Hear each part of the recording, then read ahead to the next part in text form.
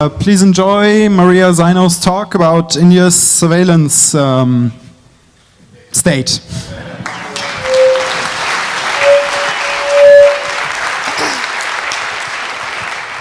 Hello, thank you very much for being here on a Sunday morning. I'm so terrible, I'm so sorry for being late. I have no sense of time whatsoever, which is probably something I should work on.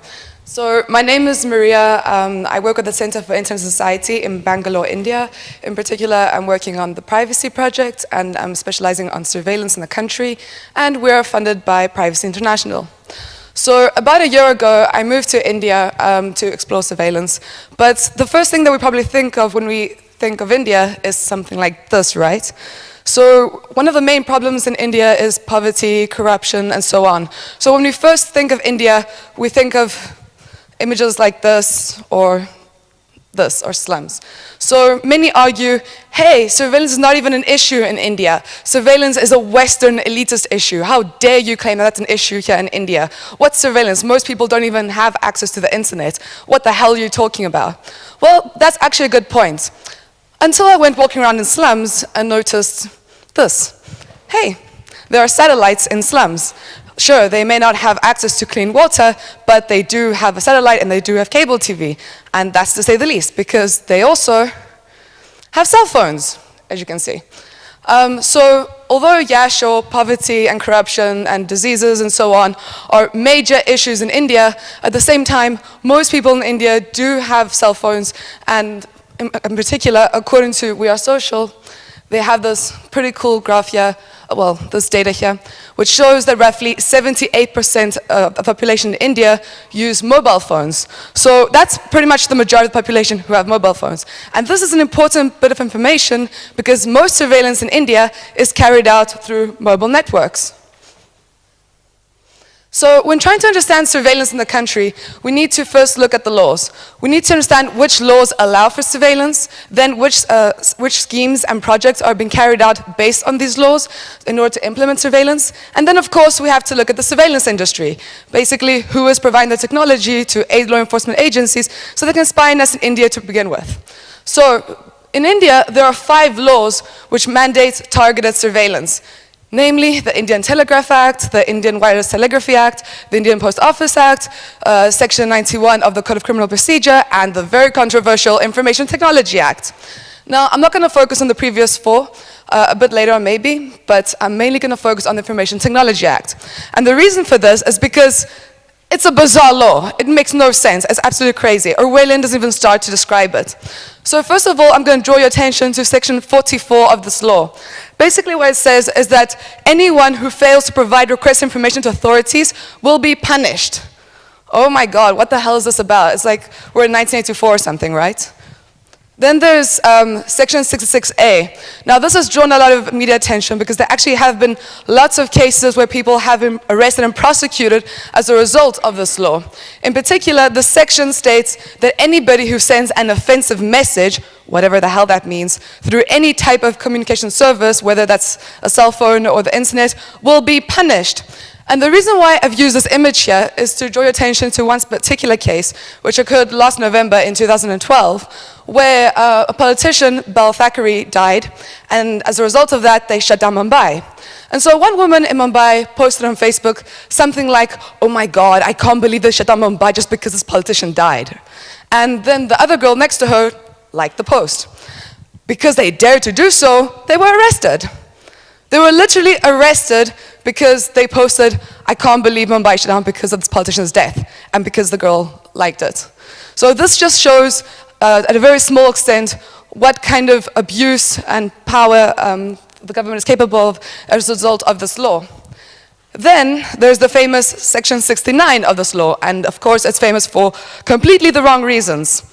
This section allows for the interception of any information transmitted through a computer resource, meaning that literally anything you do online or through your computer anyhow, especially if your computer is targeted remotely, can be essentially intercepted. And once it's intercepted, law enforcement agencies can gain access to that data and judge you based on that. And this section goes beyond that. It requires users to disclose their private encryption keys or fail jail sentences of up to 7 years. Now, this is bizarre to say the least, because the only hope we really have to keep our private data private is to use encryption, right?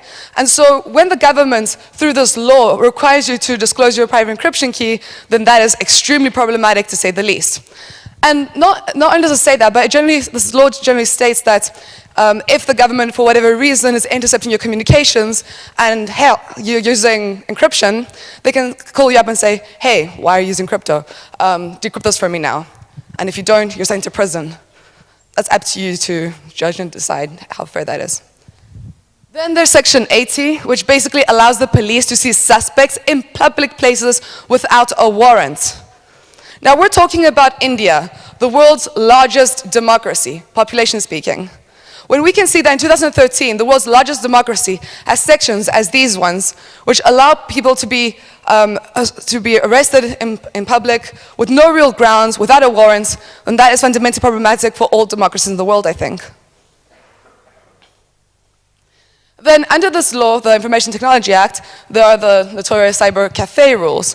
Now, the reason why the government went the extra mile in actually implementing these rules is because, hey, most people in India don't have computers. Most people in India use the internet through cyber cafes. So what the fuck, what are you going to do? You have to, obviously, monitor cyber cafes.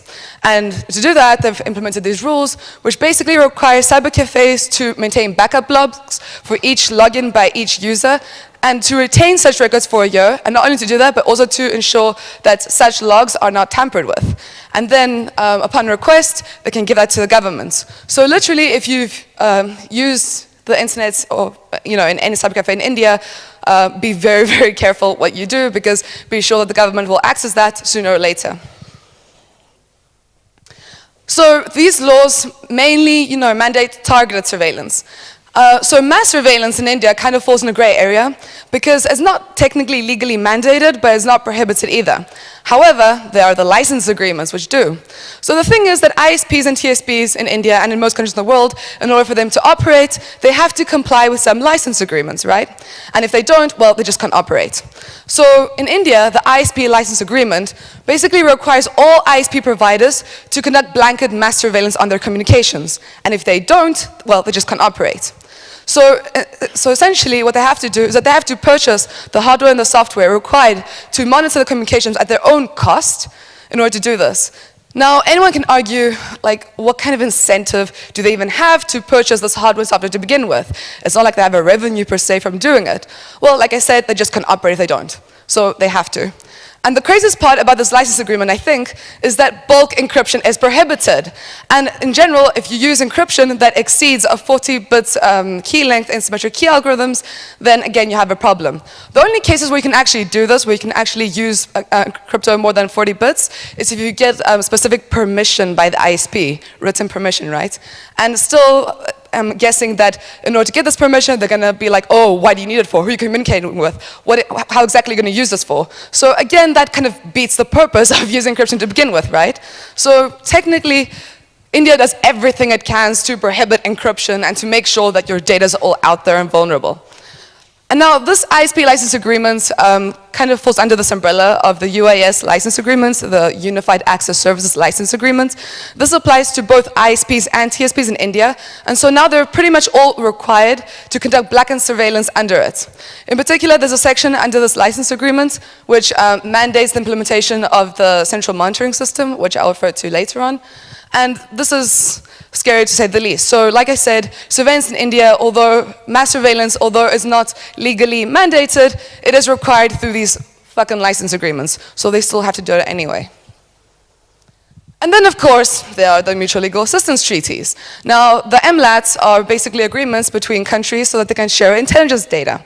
India has such MLATs with another 35 countries, including the US, as you can see. Oh, how happy Singh is with Obama, right? Now, that's with regard to the legal aspects. So now let's look at the schemes been implemented based on these laws so they can actually carry out surveillance in practice. So first we have some data sharing projects, and it's kind of unfortunate that I have to say that data sharing projects aren't so bad as surveillance schemes because they're actually bad as well, but imagine how bad the situation is that I have to call these not so bad. So first of all, there's the National Intelligence Grid, which is basically an intelligence grid which links the databases of all departments and ministries of the government in order to create comprehensive patterns of intelligence. So what that means basically is that every single ministry in the government has a whole bunch of data that it collects. These are all linked together. So when the government wants to access like specific data about a specific person, instead of going to, I don't know, 10 different ministries and collecting one by one, they have this central database where it's all stored and collected. They've used the data mining software to analyze it and to profile that individual, and that way they have a clear idea of who that person is and how exactly they want to target that person or not. Then there's the CCTNS, which is quite similar. Essentially what this does is that it links the databases of 14,000 police departments across the country, again, to create comprehensive patterns of intelligence. And what does that mean? That means that, hey, they want to tell a story about you. It doesn't matter if that story is right or wrong. It doesn't matter if it's true or not. They're going to tell a story about you, and based on that story, they're going to probably arrest you or not, and maybe even worse, who knows.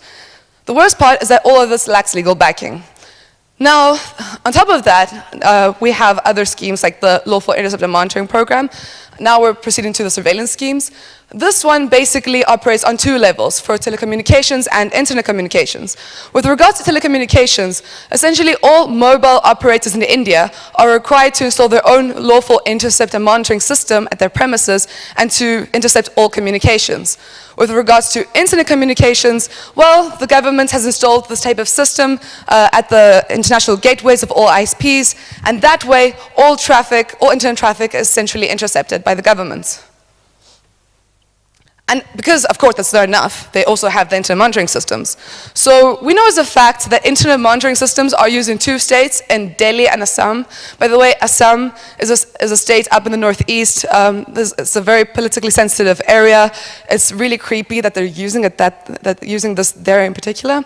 There are many allegations that this system is also used in other states, like in Maharashtra and Karnataka. However, we don't have proof of that. And the reason why we don't have proof of that is because we only have tenders for these two states, for Delhi and Assam. And the reason why we don't have tenders for the rest of the states is because, well, most surveillance in India is carried out in fucking secret. So in most cases, they don't even care about legalism, what they do, so we don't even know what's going on. But what we do know for this is very limited, and that's that basically sniffers are used to be able to, detect keywords and intercept communications. And then even worse than all the previous, because obviously the rest wasn't enough, there's also the centralized monitoring system. Now, the centralized monitoring system has been carried out since 2009. That's 4 years. Do you know when we really started to know about it? When there was actually any media coverage about it? This April, this year, so 4 years later. This damn scheme has been carried out for 4 years in secret, and only now we know about it. So essentially what it does is that it intercepts all telecommunications in the country. Everything. This is basically a project carried out by the Center for Communication Security Research and Monitoring, and it's implemented by the Department of Telematics, which is a department of the Ministry of Telecommunications, go figure. And since its implementation, we know that $72 million have been allocated to this project. And that is as of June 2013, as of 6 months ago, and this is based on what the government says. So this may not actually be the right figure. It's probably more than this, as we can imagine. Now, this itself is extremely problematic because we're talking about India. We're talking about a country which has huge problems of poverty, and instead of investing this money in education and health and so on, they're investing it in intercepting telecommunications. The question is why? Is it about control? Who knows? They're very secretive about it. So how does the CMS even work? Well, I mentioned the Lawful Intercept and Monitoring System before. So based on that, all TSPs in India had to install lawful interception systems in their premises. Now, what they're doing with the central monitoring system is that they are integrating lawful interception systems with ISF servers. ISF servers are intercept, store, and forward servers. So now that they've integrated these two systems, the lawful intercept systems and the ISF servers, these then basically transfer data to the regional monitoring centers. So every state in India has a regional monitoring center. And then all these regional monitoring centers are linked to the central monitoring system. So the main place where data is stored, and that's in Delhi. And this data basically, from the TSP, it goes directly to the regional monitoring center, and then from there it goes directly to the central monitoring system, and this is all carried out, through dark fiber optic cables, the way it's transmitted at least. So what has already been done with regards to central monitoring system? So we have a few governmental documents which verified these facts, one of which is that as of 6 months ago, 80% of the physical data center had already been built. So it might even be ready right now. So it's safe to assume that this project is way ahead. In general, it's been carried out in 3 phases, each one lasting around 13 to 14 months. So it's probably safe to assume that right now, most of it has been carried out. And we know that for a fact, especially because most of these services have been fully integrated and tested for 2 of the largest TSP providers in India, and that is MTNL and Tata Communications. So most people in India use MTNL and Tata Communications, in some cases, even me, unfortunately. And we know as a fact that if you're using these 2 TSP providers, all data is centrally intercepted and stored in the central monitoring system. What we also know is that about $8 million have been given to BSNL, which is another large TSP provider in India, for interconnecting 81 central monitoring system locations. And what we also know in addition to that is that the government has signed a memorandum of understanding with BSNL so that they can use a multi-label, multi-protocol switch, what's it called? MPLS connectivity in addition to this. So when I was looking through governmental documents, what is very interesting is that the government actually made an attempt to say, no, CMS is not a problem. Hell, CMS is good for your privacy. And so what they were arguing in their documents was like, oh, damn, over the last months, we've received so much criticism from the media and from organizations that we're infringing on people's privacy and human rights. Well, we've got to do something about that. So they actually came down with a list of why the CMS is privacy friendly. And I think the reasons are a bit hilarious, but that's up to you to decide, I guess. So the first reason is that, hey, the CMS will just automate the existing process of interception and monitoring. No worries. I mean, we were intercepting your communications anyway. We're just automating it now. So what's the big deal? We're protecting your privacy. Yay. The second one is that the deception and monitoring will be in accordance with Section 5, Paragraph 2 of the Indian Telegraph Act. Do you know what this section says, basically? It says that the deception of communications can be carried out in the occurrence of a public emergency or for public safety when it is necessary or expedient to do so. Okay, then. So basically, we have these very broad terms of public emergency, public safety. If it's necessary or expedient to do so, intercept communications. And therefore, of course, this is privacy friendly. Then there are other arguments that, hey, we will bypass TSPs. We no longer need to, ask TSPs to give us the data. Because what will happen now, essentially, is that, as I mentioned before on how it works, is that all data from TSPs will go directly into the CMS database, which means that they don't have to ask them for it. So they're like, okay, so TSP providers, they won't access your data, only we are accessing your data. Therefore, your data is safe with us. Sure. The next point is that the CMS authority, and by the way, by CMS authority, what we really mean is the Intelligence Bureau, they will provision the deception requests from law enforcement agencies. So what that means is that law enforcement agencies will be like, hey, CMS, I want access to this person's data, and they will give it to them. And they're arguing that the CMS authority won't have access to the content data. I'm not sure how that's actually even possible. Like, how can they give the data if they don't even access it? I don't know, that's a mystery, which they should, enlighten us about. And the last point is that the CMS will include a non-erasable command log for all provision activities. And the reason why that's privacy friendly is because that way you can check to see what type of data has been provisioned to law enforcement agencies in every given time, and that way it can be transparent and so on.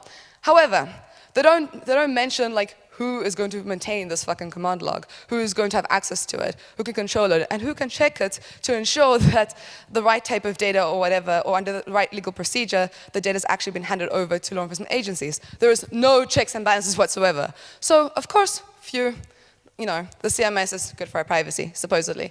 I don't know. I'm just presenting the other side, their side. It's up to you to decide how privacy friendly this is or isn't. So, does anyone have an idea why I have some cell phones in front of the Taj Mahal? Okay, so this is BlackBerry. So the reason why I had this is because a few months ago, the Indian government signed this agreement with BlackBerry, essentially for the interception of solutions. So the agreement was so that all BlackBerry Messenger and all BlackBerry internet services can be intercepted. However, it remains unclear, if this falls under the central monitoring system or the lawful intercepted monitoring system. Hell, there's so many systems, it's not even clear what this has been carried out under, and they obviously, aren't open about it, so it remains a mystery. But we do know that BlackBerry has definitely been intercepted a whole lot in the country. Now, the UID. The reason why I'm including this random biometric thing here, this woman scamming her fingers, is because this is probably integral to everything else that I mentioned. So the UID scheme is the largest biometric data collection scheme in the world right now. And essentially what it does is that it requires Indians to give up their iris and their fingerprints. So to give up their biometric and also some other demographic data. Now in theory, this is voluntary. You can choose to use it. However, it's not that voluntary because there's this other program called the NPR, and under that, you have to register with the NPR, and then the NPR requires you to have a UID, so you have to register with a UID, but hey, it's voluntary. And then on top of that, in order to have access to almost all, if not all, governmental services in the country, you have to have a UID. So for example, if you're an Indian and you want to get access, and you belong in the below poverty line, and you want to get access to food programs or cash transfer programs, you have to have a UID number. You have to be registered with this. So also, if you want to enroll your kids to school, your kids can't go to school in many cases unless they're registered with a UID. And this goes on and on and on. So there are loads of government services which you just can't access unless you have this 12-digit number called Aadhaar, and unless you are registered with this scheme. So although it's voluntary, it's actually pretty mandatory, I think. And the reason why this is really, really concerning is because the UID pretty much serves as a unique identifier. So all other surveillance pretty makes sense in light of this. In which sense? The government has to intercept the communications of 1.2 billion people.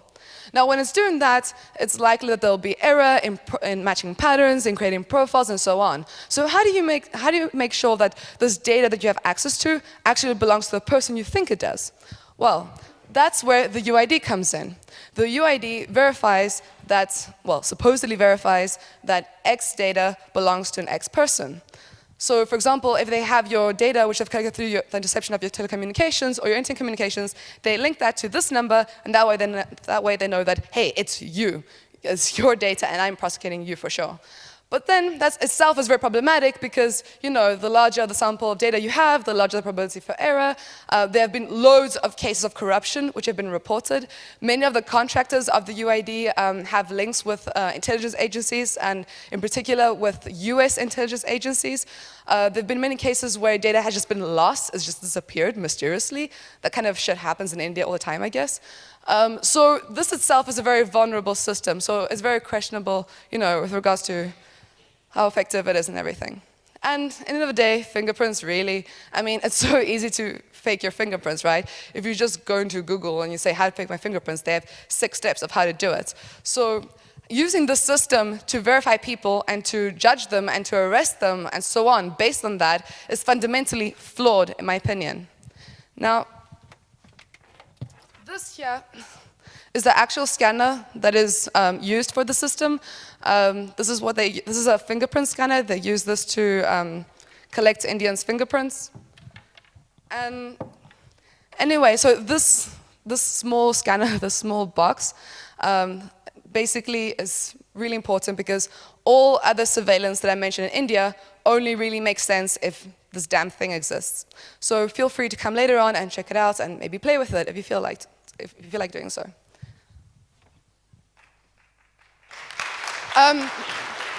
So here, there's a honeypot. The reason why I have it is because all these schemes, especially the UID, the CMS, they basically are like a type of honeypot because when you centralize data, essentially what you're doing is that you're creating a centralized point for cyber attacks. So although they argue that, hey, all these systems are to increase your security, what they're actually doing is providing fake security because based on this whole honeypot premise that the more centralized the data is, the more vulnerable it is, it doesn't make any fucking sense. So, oh, sorry.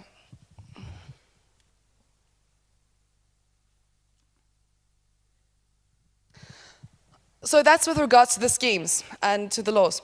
Now, in order to understand all of this, we need to see which companies are actually providing the technology to be able to make these schemes even possible. So I started investigating the surveillance industry in India a few months ago. Initially, I had a random sample of 76 companies, then I narrowed it down to 50 companies. So I repeat, this is a random sample of surveillance technology companies.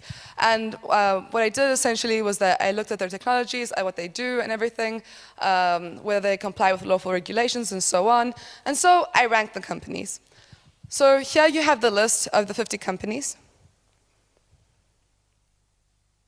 And here they're ranked from most harmful to least harmful. So the least harmful company is Legend Systems, and by the way, this is bought by Legend Systems. So if you think that a device which can make all surveillance possible is sold by the least harmful company, then you don't want to know what the most harmful ones do. Now, the criteria that I used to rank these companies were basically two. First of all, the types of solutions they produce and they sell, and who they sell them to. So solutions and clients. The reason why I looked at the solutions, I ranked them based on another two subcategories, outreach and harm. So basically, if the solutions do mass surveillance or targeted surveillance, and how harmful they are in the sense like how much data do they actually capture. For example, it might be more harmful, like a phone monitoring solution is potentially more harmful than biometrics because a phone monitoring solution can potentially conduct mass surveillance. It captures much more data than a biometric device, and it goes more harmful. And then with regards to the clients, I had 4 categories of clients, so ISPs, TSPs, law enforcement agencies, and so on, corporations, organizations, and the public. And I ranked ISPs and TSPs as the most harmful category and the public as the least harmful. ISPs and TSPs as the most harmful because they have direct access to all the data. So from this, essentially, I've put out some interesting points, or not so interesting. That's up to you to decide.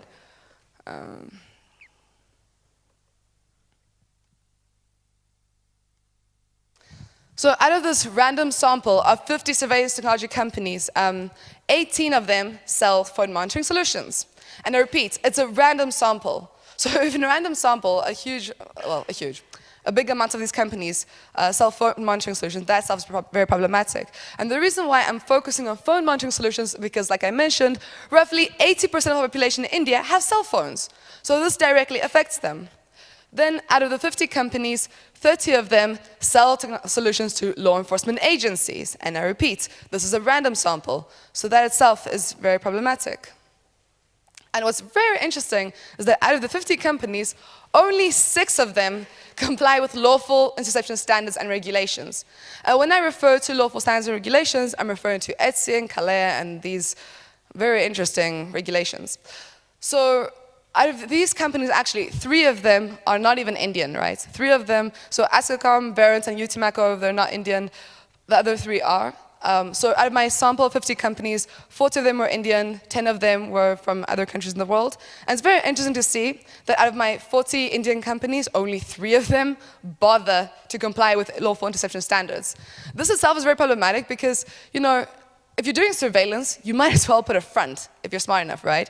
You might as well put a front and say, hey, at least I comply with lawful regulations. You can't judge my technologies or anything. But only 3 of them have bothered, which is quite sad, actually.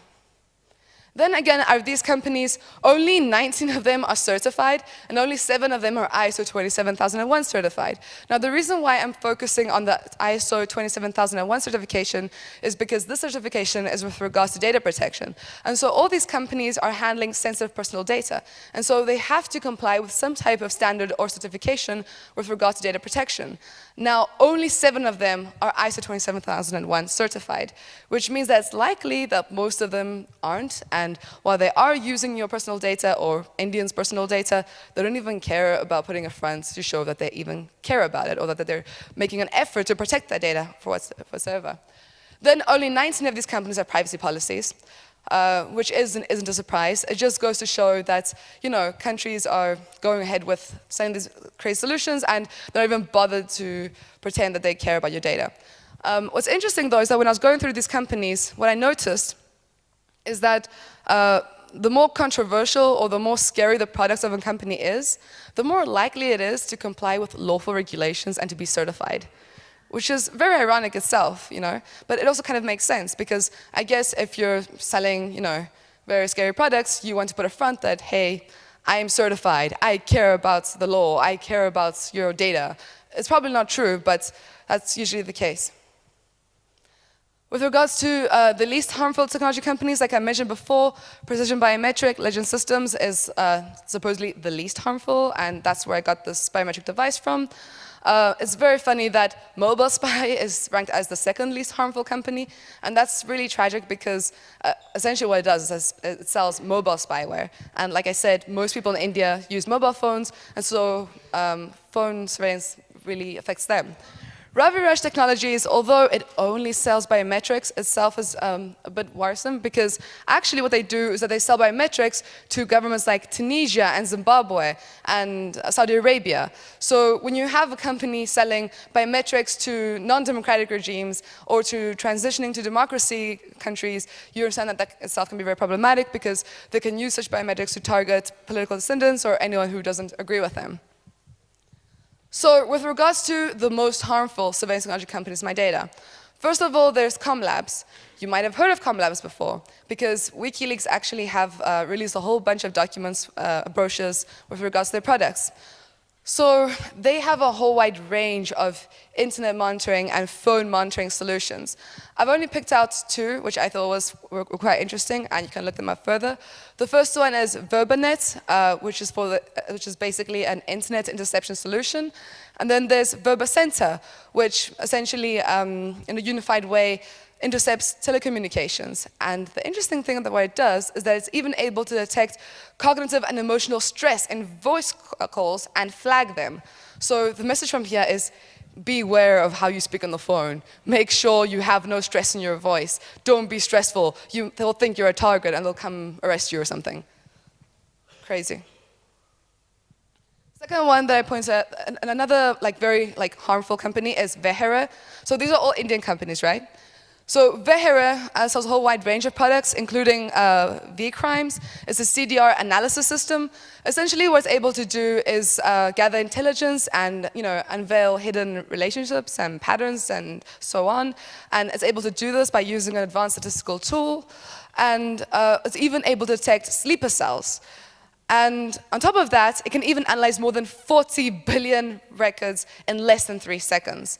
Or at least according to their brochures. And I repeat, this is an Indian company. And the reason why I'm pointing this out is because there's been so much talk about Finfisher and Gamma Group, and yes, I completely agree, that's some scary shit out there.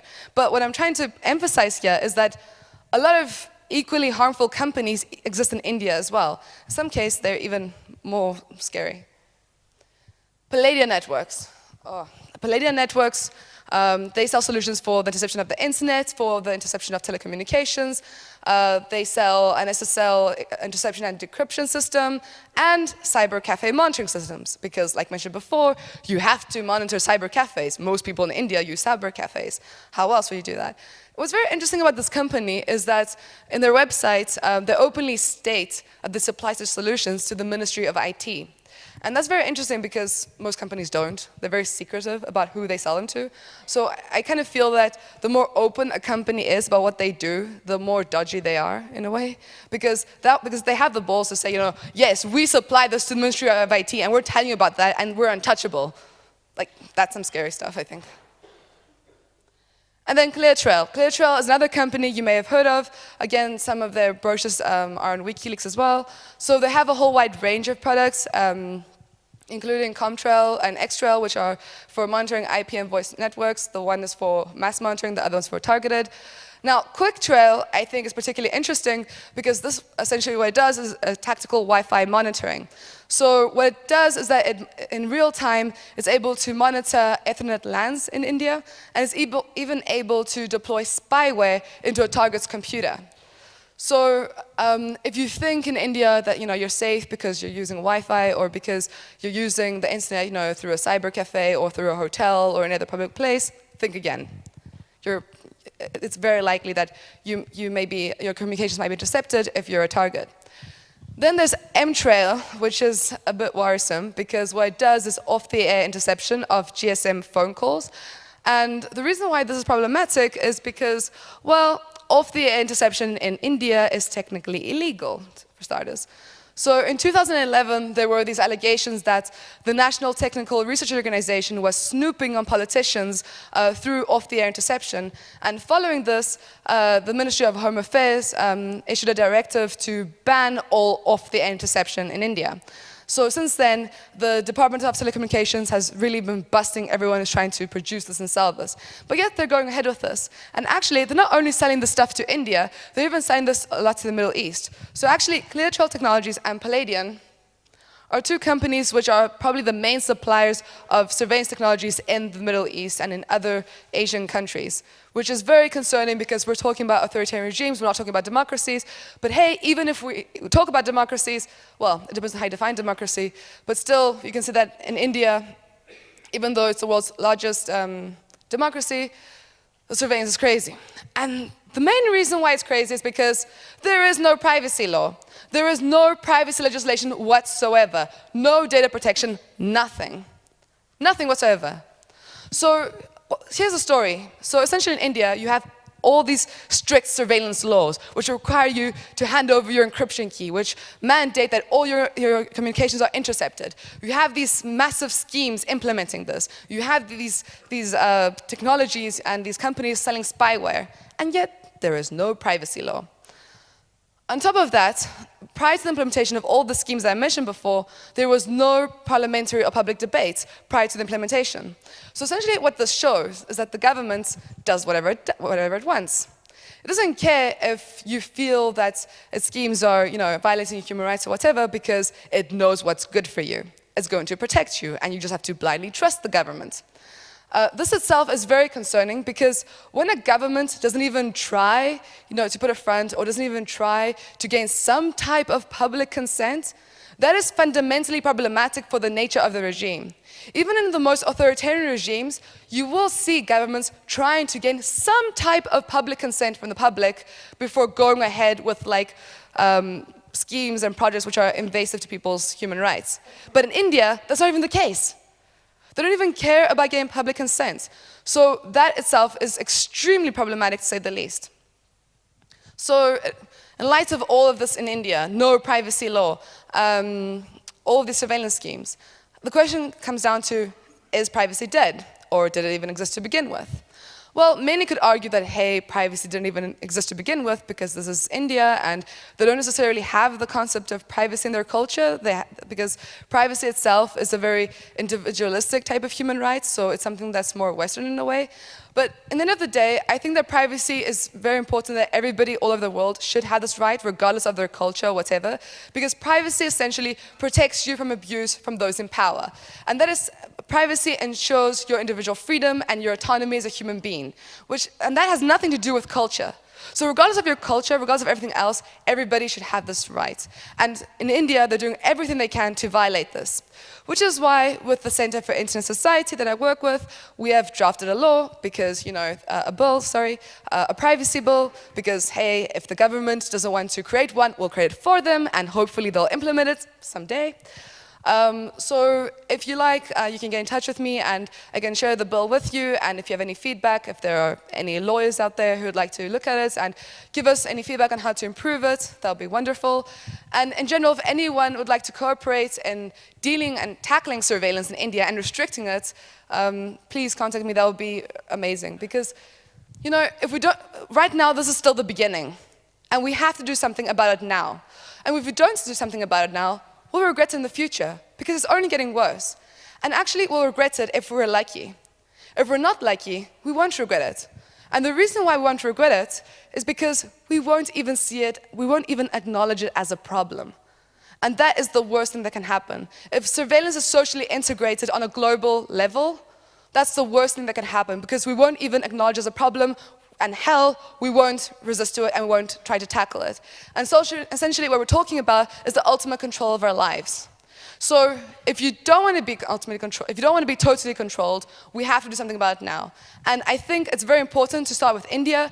India, a country of 1.2 billion people with an expanding middle class, and the reason why I'm emphasizing expanding middle class is because a lot of people are going to have more access to the internet over the next years. It means that more people are going to be under surveillance, and hey, they won't even tackle the system because they'll want to maintain their new economic status. So it's unlikely that they'll tackle the government because of surveillance, right? So we're talking about a much scarier system in the future, one which is likely to affect every single one of us in the future. So it's not just about India. This is a global problem, and I really recommend that we work together and we try to find a solution for it now before it is too late. Thank you.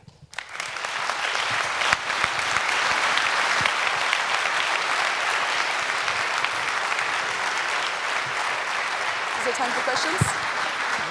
Questions? Yeah, I think already started. Okay. All right, thank you very much. Now we have some time left for Q&A. Are there any questions? Please go to the microphones over there and over there. And yeah. Hi, that's a great talk. You didn't talk about how getting a cell phone is so complicated in India. You need to register and fill out millions of forms. Is this information that's collected in the process of getting a SIM card actually used by the CMS, or is this a completely different branch of government? I think the information gathered, when you register for a SIM card is it's not clear if it's used by the CMS, because essentially what the CMS does is that it intercepts like all telecommunications through TSPs. So that doesn't include data, for the SIM card per se. However, you are right that actually getting a SIM card is quite a complicated process, and the reason why it's complicated is because they try to gather as much data as possible. So in India, in order to get a SIM card, you have to give them a copy of your ID or your passport, you have to give them proof of address, you have to give them a contract which proves that you actually live where you do, and so on. So there's a lot of bureaucracy involved in actually getting a SIM card. However, nonetheless, most people go with the bureaucracy and they register anyway, and most people use cell phones. But that type of data, which is gathered through that, basically this is stored in ministries, and like mentioned before, the data from different ministries are shared, through NatGrid. So in many cases, the government does have access to this data, and it can be used for whatever reason, but it doesn't fall under the central monitoring system per se, because that basically involves the data through TSPs. Okay, over there's some questions too. Yeah, thank you for your great talk, and this is really scary. I can't even believe we're talking about the NSA all the time, and this not at all, although it obviously affects a lot more people. But yeah, Western media and all that. My question is, can you talk about the political motivation in the mass surveillance in India a little more? Because yeah, in America we know it's all about terrorism and stuff, and in India I don't know if terrorism is a problem or if it's about, I don't know, child porn like we had in Germany, or I don't know what the official motivation is, and maybe you can also talk about what you think the real motivation might be. Thank you. Good question. So just like in the West, the motivation is crime and terrorism, right? Actually, terrorism is actually more of a problem in India than it is in the US or in most countries and states, because there actually are terrorist attacks from Pakistan in India. I mean, terrorism actually is a problem in India, unlike most Western countries. So what we can see is that since 2008, since the 2008 Mumbai attacks, surveillance has just rapidly increased.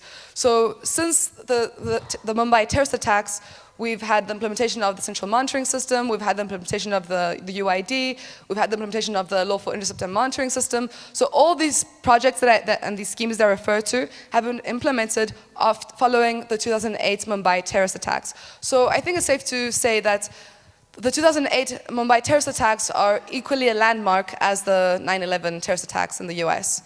So yeah, they definitely quote crime and terrorism as a reason for this. In other cases, like in the case of the UID, which is a biometric data collection scheme, what they obviously can't quote crime and terrorism there. So what they do say in that case is that the reason why they're collecting biometric data is so that they can provide unregistered people in India an identity. Because most people in India live in rural communities, right? And they're not even registered. Like, they're kind of like invisible citizens. We don't even know they exist in many cases. And this makes it very hard for them to have access to governmental services. So what the government is arguing is that, hey, in order for us to provide them access to governmental services and for us to know who actually exist in the fucking country were enrolling their biometric data. So that's what they say with regards to that. Then with regards to child pornography, that as well is something they keep citing. Pornography in general is like illegal in India, so they obviously want to censor that as much as possible.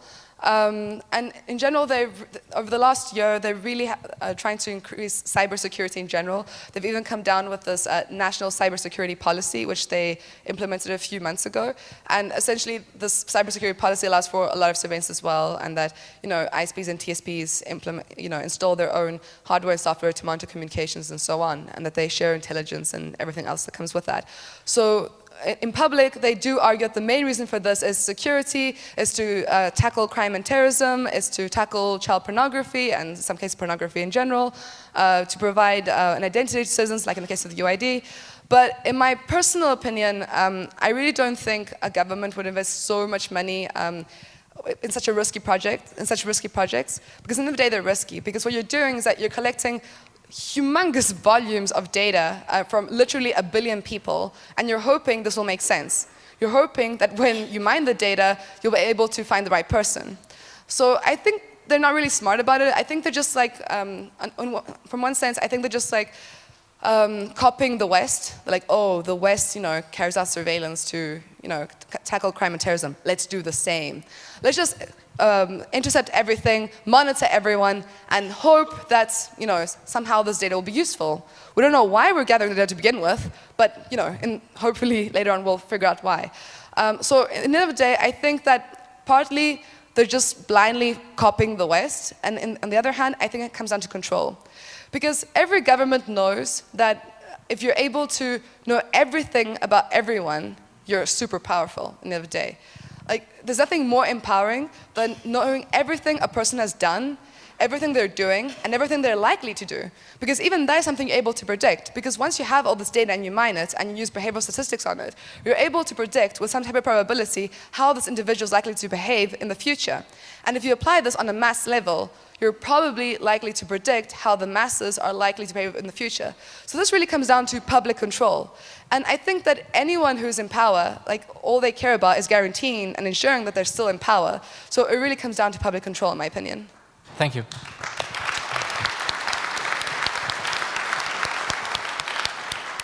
Okay, I think we have time left for one question, and we have some questions from the internet, so have a go.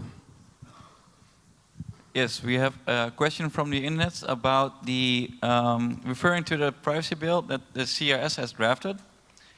So someone's asking, does the bill communicate information that could be understood by the general public, not necessarily educated, if it were debated in Parliament? Sorry, can you repeat the last part? So if the bill was debated in Parliament, would that what? I'm sorry, I didn't understand the question. Okay. So, does the privacy bill that CRS has drafted communicate information that could be understood by the common man if it were debated in Parliament? So, common man not necessarily having been educated. Hopefully, yes. Hopefully. So essentially what this bill, I mean, I haven't personally drafted this bill. It's been drafted by my lawyer colleague. Essentially what this bill does is that it regulates data protection. So data protection covers all data collected and stored through the interception of communications or whatever. This involves basically that data might be collected through companies, data which may be collected through schemes, and literally all types of data. So it regulates it. And then on top of that, what it does is it regulates surveillance. So by regulating surveillance and by regulating data protection, essentially that way it kind of tries to protect data which is harvested by the government, even data collected by citizens who are the least affected by it or not. So for example, like I mentioned before, the UID scheme mainly affects the poor in India because they're the ones who are the most likely to register because they're the ones who have to get access to BPL cash programs, right? So by doing so, their data is vulnerable. But through this bill, what we aim to do is protect this type of data that's collected to ensure that in every case, it's very clear legally who has access to the data, under what conditions this data is disclosed, and if so, why and how, and so on, who it is shared with, how long it's retained for, law and all other questions revolving around it. So this bill is not very specific to specific types of data, but it covers data protection in general, and it regulates surveillance and the interception of communications in general. And it also establishes a privacy commission, which is responsible for ensuring that data actually is protected. But yeah, sure, this bill obviously isn't perfect. I'm sure you can find lots of space for criticism, and I'm sure there might be loopholes. It's very hard to create a perfect bill, especially because the approach we have is that we've been discussing this bill in roundtable meetings with multi-stakeholders. So we've actually had a lot of people from the industry attending these talks. And they've really tried to influence our bill in the sense that what they've been arguing is that, hey, if individuals choose to give up their data to our services, that obviously means that they trust us with their data. So that way, we're obviously getting their consent, so we don't have to ask for their consent in either way. We're trying to say, no, that should not be the case. You should always gain individual consent prior to handling their data in any way. But it's difficult, because the thing is, in order to actually implement the bill, we have to discuss it with a lot of stakeholders from the industry, from the government, and so on, because we need them to support the bill so that it can be implemented at all, ever. But at the same time, they are trying to influence it in a way which is not very privacy-friendly. We're getting there, we're still discussing the bill, and if you like, I can email it to you and you can have a look. I'm not sure if that covered your question, though. Okay, I think we're out of time right now, so if you still have any questions, I see you standing there and over there. I think you will be able to answer them off stage. Yeah, of course. If you have any other questions, come find me. I'm happy to answer and to discuss and analyze anything you like. Great, thank you Thanks for very coming. much.